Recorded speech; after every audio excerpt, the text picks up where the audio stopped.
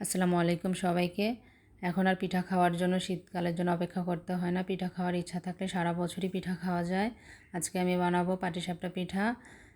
পাটিসাপটা পিঠার জন্য যা যা উপকরণ লাগবে আমি সব কিছু এখানে রেডি করে নিয়েছি। তাহলে চলেন আমি কীভাবে পাটিসাপটা পিঠা বানাই।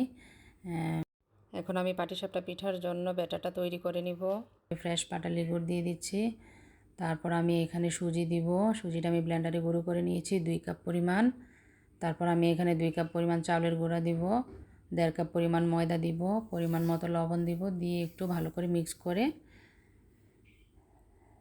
তারপর আমি এখানে গরুর দুধ জাল করে হালকা কুসুম গরম অবস্থায় দিব। একটু একটু করে দিয়ে পাতলা করে একটা ব্যাটার তৈরি করব। তারপর আমি এখানে অল্প পরিমাণে একটু চিনি দিব। ব্যাটারে মিষ্টির পরিমাণ কম দিতে হয়, না হলে প্যানের গায়ে লেগে সবগুলি পিঠা ছিঁড়ে যাবে। আর এখন আমি এখানে পুরটা তৈরি করে নিব। পুরের জন্য কোড়া নারকেল আর গুড় দিয়ে দিয়েছি। এখন আমি এটাকে চুলাতে বসিয়ে সুন্দরভাবে একটা পুর তৈরি করব। এখানে আমি গুঁড়া দুধ দিব। গুঁড়া দুধটা একটু বেশি পরিমাণে দিব। গুঁড়া দুধ দিলে পুরের টেস্টটা অনেক বেশি বেড়ে যায়, পিঠাগুলি খেতে অনেক মজা লাগে। এই তো পুরটা আমার প্রায় তৈরি হয়ে গেছে। এখন আমি গ্যাসটা অফ করে দিব, দিয়ে আমি এটা উঠিয়ে ঠান্ডা করে নিব। এই তো 2 ঘন্টা পরে এখন আমি পিঠাগুলি বানানোর জন্য ব্যাটারটা নিয়ে আসছি। এখন আমি একটা একটা করে সুন্দরভাবে পিঠাগুলি বানিয়ে নিব।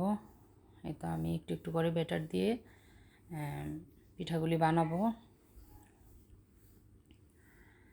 এখন আমি এখানে পুর দিয়ে দিব। পুরটা আমি হাত দিয়ে দিব। হাত দিয়ে দিলে আমি সুন্দরভাবে পুরটা বিছিয়ে দিতে পারি। এই তো পুর দিয়ে এখন আমি সুন্দরভাবে রোল করে পিঠাগুলি উঠিয়ে নিব। এভাবে এক এক করে আমি সবগুলি পিঠা বানিয়ে নিব। তো আমার সবগুলি পিঠা বানানো হয়ে গেছে। দেখেন কত সুন্দর হয়েছে মাশাআল্লাহ।